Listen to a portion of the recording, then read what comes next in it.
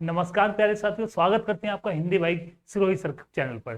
ठीक है, आज हमें आपके लिए लेकर आए हैं संज्ञा टॉपिक। संज्ञा टॉपिक कंसेप्ट भी होगा, संज्ञा टॉपिक की ट्रिक भी होगी, और संज्ञा टॉपिक एक ऐसा टॉपिक होगा जो आप आज के बाद किसी किताब से, यूट्यूब से नहीं पढ़ोगे। ये मेरा वादा है आपसे।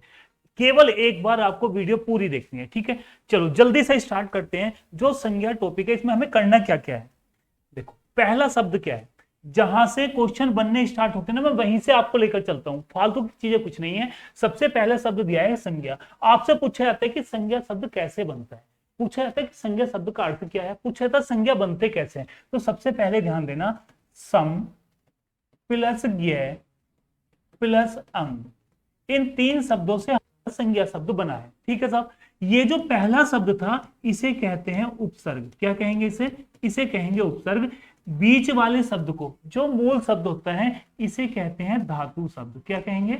धातु शब्द। और जो शब्दों के बाद में जुड़ते हैं उसे क्या कहा जाता है? उसे कहा जाता है प्रत्यय। अब आपसे पूछा है कि संज्ञा शब्द किन शब्दों से मिलकर बना है, पूछा जाता है कि संज्ञा शब्द में उपसर्ग क्या लगा है, पूछा जाता है कि संज्ञा शब्द में मूल शब्द क्या है, पूछा जाता है कि संज्ञा शब्द में प्रत्यय क्या है। बता दोगे या नहीं? पहला शब्द क्या है? उपसर्ग है। बाद वाला शब्द क्या? बीच का शब्द क्या है? मूल धातु शब्द। और अंतिम शब्द क्या है? प्रत्यय। ठीक है, कभी कभी पूछ लेते हैं कि इसका अर्थ भी बता दो, यानी कि संज्ञा शब्द का शाब्दिक अर्थ बता दो। तो आपको कुछ याद नहीं रखना, केवल एक अर्थ याद रखना है, सम्यक ज्ञान का बोध कराने वाला। क्या याद रखना है? सम्यक ज्ञान का बोध कराने वाला, ये इसका शाब्दिक अर्थ है। ठीक है, जब भी आपसे पूछा जाता है कि संज्ञा किन शब्दों से मिलकर बना, आपको क्या बताना है? सम प्लस ज्ञ प्लस अंग। और ये चीज कभी कभी आप एक चीज और ध्यान देना, ये जो शब्द आपको मिला है अंग, ये संस्कृत का है, लेकिन हिंदी में इसे आ नाम से प्रदर्शित किया जाता है। जो आप कह रहे हो ना कि हाँ संज्ञा के साथ आ लगा है, वो आ नहीं लगा था, लगा अंगी था, लेकिन उसे हिंदी में आ नाम से बुलाया जाता है। ठीक है, अब ये तो हो गई इसका शाब्दिक अर्थ की बात की। इसका शाब्दिक अर्थ क्या है साहब? सम्यक ज्ञान का बोध कराने वाला, अर्थात जिन शब्दों से किसी भी व्यक्ति, किसी वस्तु या स्थान आदि के पूरे ज्ञान का बोध होता हो, उसे संज्ञा कहा जाता है। क्लियर है यहां तक की बात?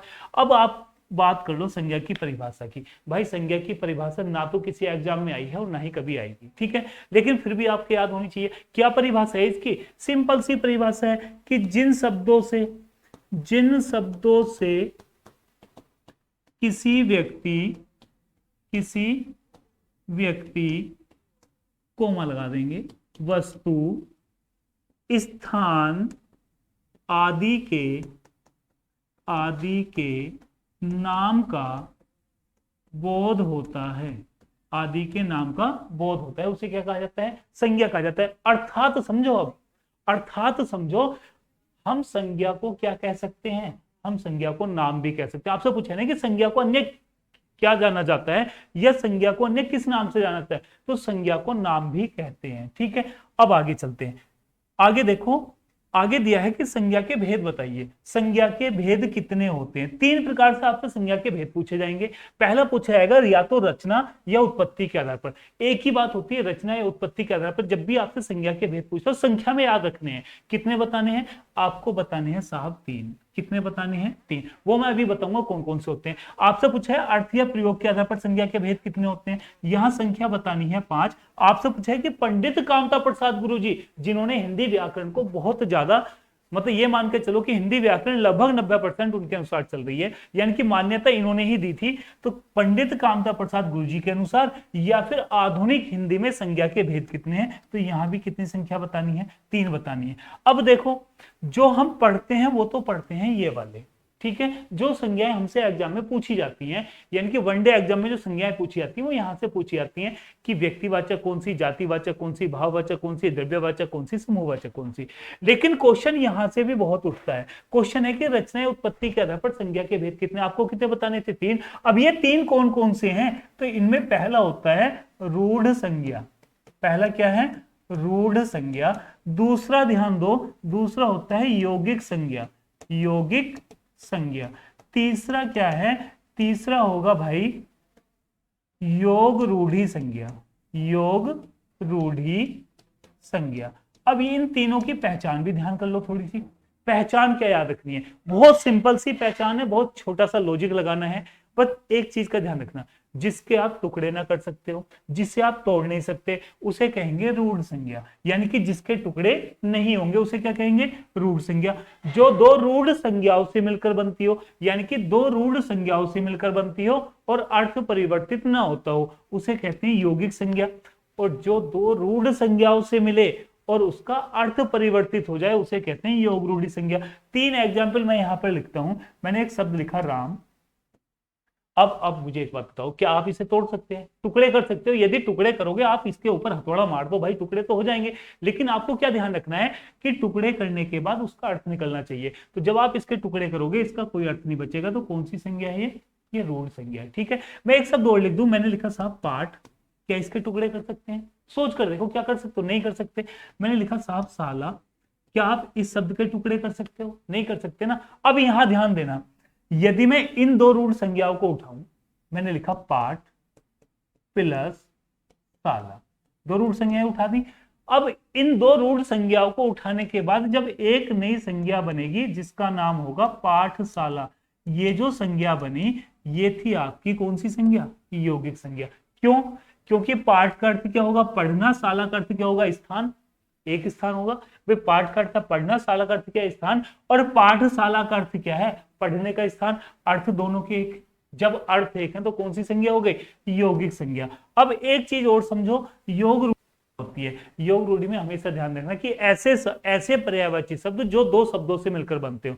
बोला तो ये जाता है कि बहुब्रीहि समास के सभी उदाहरण आते हैं, लेकिन सब नहीं आते। आपको केवल इतना याद रखना है कि ऐसे दो शब्द जिनसे एक शब्द का निर्माण हुआ लेकिन वो किसी का पर्यायवाची था, उसे हम क्या कहेंगे, उसे कहेंगे योग रूढ़ी संज्ञा। क्योंकि जब आप इसका अर्थ निकालोगे, जब आप इन शब्दों का अर्थ निकालोगे तो शब्द का अर्थ परिवर्तित हो जाएगा। जैसे मान लो मैं शब्द लिख दूं लंबा प्लस उदर, आप कहोगे इससे शब्द बन गया साहब लंबोदर, ये शब्द बन गया ना इससे लंबोदर। लेकिन लंबोदर किसे कहा जाता है, आप कहोगे साहब इसे तो गणेश को कहा जाता है, गणेश का पर्यायवाची था ये। तो ये शब्द कैसा बन गया? देखो यौगिक में अर्थ परिवर्तन नहीं हुआ था, लेकिन इसमें क्या हो गया, अर्थ परिवर्तन हो गया। और जब अर्थ परिवर्तन हो गया तो कौन सा बन गए, ये रूढ़ी संज्ञा बन गए। ठीक है, यहां तक भेद की बात चलती थी कि भेद संज्ञा के किस प्रकार से कितने बताने हैं। मैंने आपको ये तीन संज्ञाएं भी बता दी कि तीन संज्ञाओं में कौन से भेद आते हैं, कौन कौन से आते हैं, रूढ़ संज्ञा आती है, यौगिक संज्ञा आती है, योग रूढ़ी संज्ञा आती है। तीनों का अंतर बता दिया, तीनों भेद हो गए। इससे आगे देखो, इससे आगे क्या बचता है, इससे आगे हमारा बचता है जो संज्ञा पहचानने की ट्रिक है। संज्ञा पहचानने की ट्रिक बहुत ही यूनिक, बहुत जबरदस्त और बहुत इजी ट्रिक है। इससे आसान ट्रिक आपको संज्ञा की नहीं मिलेगी।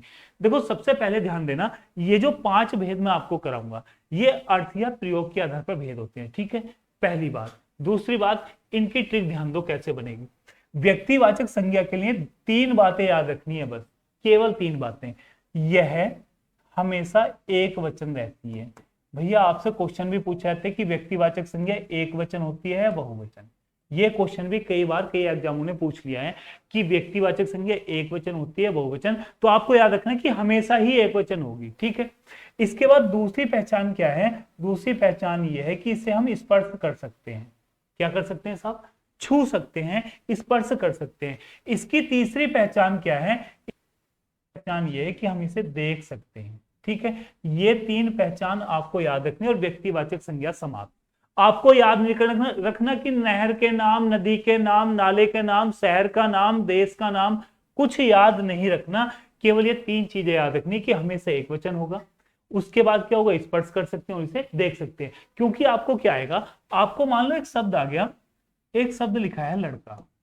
ठीक है साहब, आपने देखा कि ये तो एक वचन है, देख भी सकते हैं लड़के को भी, कोई लड़का होगा लड़के को देख सकते हो ना, एक वचन भी है, आप इसे छू भी सकते हो, ना छू के देखो, एक थप्पड़ मार के देख ले, छू सकते हो ना। अब आप ध्यान दो, इसका बहुवचन बनेगा या नहीं। अब यहां तो बात गड़बड़ हो गई, आप कहोगे साहब लड़के का तो लड़कों बन जाता है, तो ये व्यक्तिवाचक संज्ञा नहीं थी। ठीक है, आई बात समझ में, क्यों नहीं थी, क्योंकि इसका बहुवचन बन गया। मैंने शब्द लिखा राम। आप एक बात बताओ, राम किसी व्यक्ति का नाम है, आप इस राम को छू सकते हो या नहीं। आप कहोगे साहब छूने की बात करो, हम तो थप्पड़ मारेंगे इसके, बोलोगे नहीं बोलोगे। आप इसे देख सकते हो, हाँ साहब देख सकते हैं, लेकिन क्या इसका बहुवचन बना दोगे, आप रामू उमो थोड़ा लिख दोगे, नहीं लिख सकते ना। तो ये व्यक्तिवाचक संज्ञा था।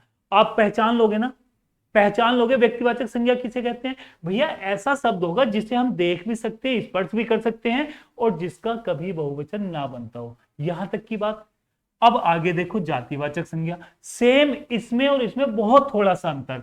अंतर क्या है, ये बहुवचन होगी। कौन सी होगी, बहुवचन होगी। या तो बहुवचन होगा या फिर एक वचन का ऐसा रूप होगा जिसका बहुवचन बन जाता है। भाई या तो खुद से ही बहुवचन है या फिर एक वचन का ऐसा रूप जो बहुवचन बन जाता है। और बाकी आप इसे देख भी सकते हो भैया, और इसे स्पर्श भी कर सकते हो, यानी कि बाकी दोनों पहचान सेम है, बस एक पहचान का अंतर है। व्यक्तिवाचक और जातिवाचक में अंतर क्या है, अंतर है बहुवचन और एक वचन का, इससे ज्यादा कुछ अंतर नहीं। यही सेम देखो, मैंने शब्द लिखा मोहन। अब आप कहो कि मोहन किसी व्यक्ति का नाम था, आप इसे देख भी सकते हो, इसे छू भी सकते हो, सीधी सी बात है भैया, हम देख भी लेंगे छू भी लेंगे तभी तो हमें पता चला कि मोहन नाम है इसका। लेकिन क्या मोहन का बहुवचन बनेगा, सोचकर देखो, मोहन का बहुवचन बनेगा, नहीं बनेगा। तो मोहन कैसी थी, मोहन व्यक्तिवाचक संज्ञा थी, क्योंकि एक ही वचन रहा हमेशा। लेकिन यदि मैं लिख दूं लड़का, अब देखो लड़के को आप देख सकते हो, एक वचन है, देख सकते हो, स्पर्श भी कर सकते हो, लेकिन इस शब्द को देखो कि क्या इसका बहुवचन बनेगा या नहीं। आप कहोगे साहब बहुवचन तो बन जाएगा। बहुवचन क्या बन जाएगा, बहुवचन लड़के भी बन जाएगा, लड़कों भी बन जाएगा। भाई लड़के भी बन जाएगा और लड़कों भी बन जाएगा। तो जब इसका बहुवचन बन गया, संज्ञा कौन सी बतानी है, जातिवाचक। दो संज्ञाएं आपकी हो चुकी हैं, दो संज्ञाएं जो एक एक पेज की थी वो एक एक लाइन में समाप्त हो चुकी है। केवल आपको एग्जाम में इतना करना है, इससे ज्यादा आपको एग्जाम में कुछ नहीं करना है, ठीक है। तीसरी संज्ञा देखो, तीसरी संज्ञा है समूहवाचक।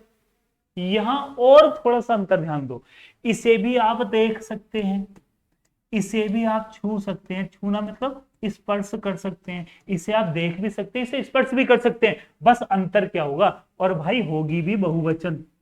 कैसी होगी, बहुवचन होगी। अब आप कहोगे साहब ये तो जातिवाचक और इसमें कोई अंतर ही ना बचा। अंतर बचा है, अंतर यही तो दिखाई देना है, अंतर बचा है। देखो शब्द क्या लिखा है, समूह कब बनता है, जब दो से अधिक की संख्या हो लेकिन निश्चित हो। दो से अधिक की संख्या लेकिन कैसी हो, निश्चित हो। भाई दो से अधिक है तो बहुवचन तो होगा, लेकिन संख्या कैसी हो, निश्चित हो। और जब संख्या निश्चित होगी, ध्यान से समझना, ये भी बहुवचन, इसे भी देख सकते हैं, इसे भी देख सकते हैं, ये भी बहुवचन, इसे भी देख सकते हैं, इसे भी स्पर्श कर सकते हैं। अंतर क्या है, यहां संख्या अनिश्चित होती है, इनकी संख्या क्या होती है, अनिश्चित होती है। कैसी संख्या, अनिश्चित। लेकिन यहां जो संख्या होगी वो संख्या निश्चित होगी। संख्या कैसी होगी, निश्चित होगी। एग्जाम्पल समझो, मैंने भैया शब्द लिखा सेना। अब एक बात बता दो, सेना शब्द लिख दिया, अब सेना आप कहोगे कि बहुवचन बन जाएगा, देख भी सकते हैं, स्पर्श भी कर सकते हैं, बहुवचन भी बन जाएगा, सेनाओं बन जाएगा। लेकिन जो सेना होगी आप उसकी गिनती कर सकते हो या नहीं। आप कहोगे हम यहां से वहां तक कैसे गिनती करेंगे, लेकिन मेरे लाल गिनती गवर्नमेंट करती है, गिनती वो करती है जिसे सैलरी देनी हो। भाई मैं भी वहां जाकर खड़ा हो जाऊं, आप भी खड़े हो जाओ और 10 फौजी आकर खड़े हो जाए, तो क्या सबको सेना बोलेंगे, वो नहीं बोलेंगे ना। किन्हें बोलेंगे, जो फौजी होंगे, ठीक है। तो इनकी गिनती क्या होती है, निश्चित होती है, और गिनती इनकी संभव होती है। तीनों में अंतर समझ में आया। नेक्स्ट देखो फटाक से जल्दी क्या दिया है, नेक्स्ट दिया है दो संज्ञाएं और बचती हैं हमारी। संज्ञा कौन सी बची, द्रव्यवाचक, और एक बची भाववाचक। अब यहां ध्यान देना, देखो ये जो द्रव्यवाचक संज्ञा है ये भी हमेशा कैसी होगी भैया, हमेशा एक वचन होगी। कैसी होगी, हमेशा एक वचन, ठीक है। कैसी होगी साहब, हमेशा एक वचन होगी, ठीक। इसे आप देख भी सकते हो, इसे आप देख भी सकते हो, इसे आप स्पर्श भी कर सकते हो, यानी कि देख भी सकते हैं, स्पर्श भी कर सकते हैं। अब कैसा पता चला, ये तो व्यक्तिवाचक की पहचान हो गई। अरे नहीं, व्यक्तिवाचक की पहचान नहीं, एक चीज बची है, इसमें केवल पदार्थ आते हैं, इसमें केवल पदार्थ आते हैं और कुछ नहीं आता। क्या आते हैं, केवल पदार्थ आते हैं। और पदार्थ की भी कितनी अवस्थाएं, पदार्थ की भी केवल 3 अवस्थाएं आती है। कैसे, एक तो आएगा भैया ठोस, एक आएगा आपका द्रव, और एक क्या आएगा, एक आएगा गैस। ये 3 अवस्थाएं पदार्थ की आएंगी। यदि ये 3 अवस्थाएं आती हैं तो संज्ञा कौन सी बतानी है, द्रव्यवाचक। लेकिन यहां से ही क्लियर नहीं करना, आपको ये भी ध्यान रखना है कि इन्हें नापा तोला जाता है, इन्हें नापा तोला जा सकता है। किसे? द्रव्यवाचक संज्ञा को नापा तोला जा सकता है। अब व्यक्तिवाचक और द्रव्यवाचक में अंतर क्या था? कुछ अंतर नहीं था, अंतर केवल ये था, भाई वो भी हमेशा एक वचन थी, ये भी हमेशा एक वचन, उसे भी देख सकते थे, इसे भी देख सकते हैं, उसे भी स्पर्श कर सकते थे, इसे भी स्पर्श कर सकते हैं। लेकिन यदि आप बाजार जाते हो, बाजार से कुछ खरीदने या कुछ बेचने जाते हो, ठीक है, आपको यदि वह वस्तु किसी मात्रक में मिलती हो, यानी कि नाप या तोल से संबंधित मिलती हो, तो कौन सी बतानी है? आपको बतानी है द्रव्यवाचक संज्ञा। ठीक है, जैसे मैंने लिख दिया भैया लोहा लिखा। अब लोहा बताओ, लोहा जब आप खरीद कर लाओगे या बेचने जाओगे तो किलोग्राम में मिलेगा या नहीं मिलेगा? भाई 5 किलो या 5 किलो दे दो या 5 क्विंटल ले लो, इस तरीके से मिलेगा। तो पदार्थ है, कौन सी संज्ञा बतानी है? द्रव्यवाचक। मैं लिख दूं भैया गैस, गैस नहीं लिखते, मैं पानी लिख देता हूं, ठीक है, पानी। मैंने लिख दिया तेजाब, पानी, तेजाब, और लिख दिया भैया दूध। आप मुझे एक बात बताओ, क्या किसी शब्द में ऐसा दिया है जिसे आप ना देख सकते हो? सभी को देख सकते हो ना, सभी को आप स्पर्श भी कर सकते हो, जब वो उसका यूज करेंगे तो स्पर्श भी कर लोगे। लेकिन सभी नाप तोल में मिलती हैं या नहीं? सोच कर देखो, सभी नाप तोल में मिलती है ना। और जब नाप तोल में मिलती हो, यानी कि हम कुछ भी खरीदने गए और हमें वो चीज नाप तोल में मिल गई, तो कौन सी बतानी है? हमें द्रव्यवाचक संज्ञा बतानी है। ठीक है, अब लास्ट संज्ञा बचती है हमारी भाववाचक संज्ञा। भाववाचक संज्ञा में समझो क्या है। भाववाचक संज्ञा को ना तो देख सकते हैं, ठीक है, ना तो भाववाचक संज्ञा को आप देख सकते हैं, ना भाववाचक संज्ञा को आप स्पर्श कर सकते हैं। रहेगी तो हमेशा एक वचन। कैसी होगी? एक वचन होगी। लेकिन ना तो आप इसे देख सकते हैं और न स्पर्श कर सकते हैं। अब देखो पहचान अलग हो गई, ना तो देख सकते हैं न स्पर्श कर सकते हैं, केवल क्या करेंगे? केवल क्या करेंगे? हमें केवल यह ध्यान रखना है कि ना इसे स्पर्श कर सकते ना देख सकते, केवल इसे एक वचन रहती है, केवल महसूस किया जाएगा। क्या करेंगे भैया? महसूस किया जाएगा। अब कैसा महसूस करोगे साहब? एक बात बताओ, मैंने शब्द लिखा लड़का, जातिवाचक संज्ञा थी, लड़के का बहुवचन बन गया। मैंने शब्द इसके साथ जोड़ दिया पन, प्रत्यय जोड़ दिया पन। अब मैंने शब्द लिख दिया लड़कपन, लड़कपन। अब ये बता दो भैया, लड़कपन शब्द को आप छू सकते हो क्या? देख सकते हो क्या? लड़कपन यानी कि लड़के का गुण नहीं देख सकते ना, तो क्या करेंगे? केवल महसूस करेंगे। ठीक है, मैंने शब्द लिखा बूढ़ा, बूढ़ा जातिवाचक संज्ञा है क्योंकि बूढ़े बन जाएगा, देख भी सकते हैं छू भी सकते हैं। मैंने इसके साथ प्रत्यय जोड़ा पा,